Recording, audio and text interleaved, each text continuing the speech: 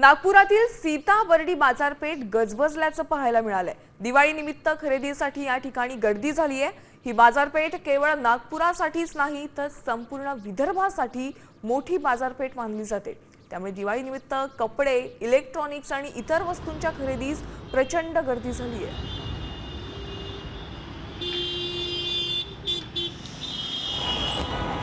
नागपुरातील मोठी बाजारपेठ म्हणून खरं तर नागपुरातील सीताबर्डी बाजारपेठेची ओळख आहे। ते विदर्भातून मोठ्या प्रमाणात जे लोक असतात ते येत असतात। दिवाळीच्या दिवसामध्ये ही बाजारपेठ फुललेली आपल्याला पाहायला मिळते। ज्या पद्धतीने दिवाळीसारखा सण जो असतो, प्रत्येक जण गरीबातला गरीब असो की श्रीमंतातला श्रीमंत असतो, तो हा सण साजरा करण्यासाठी नवीन कपडे घेण्यासाठी या बाजारपेठेमध्ये यायचं आपल्याला पाहायला मिळतो।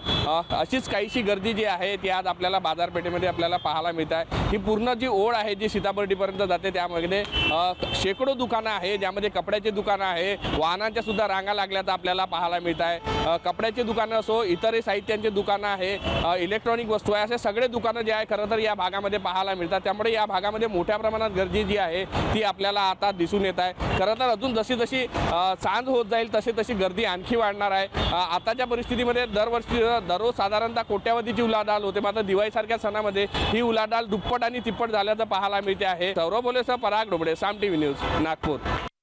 आता isakal.com आहे देशातील नंबर 1 ची मराठी न्यूज वेबसाईट। प्रत्येक अपडेटसाठी isakal.com ला नक्की भेट द्या।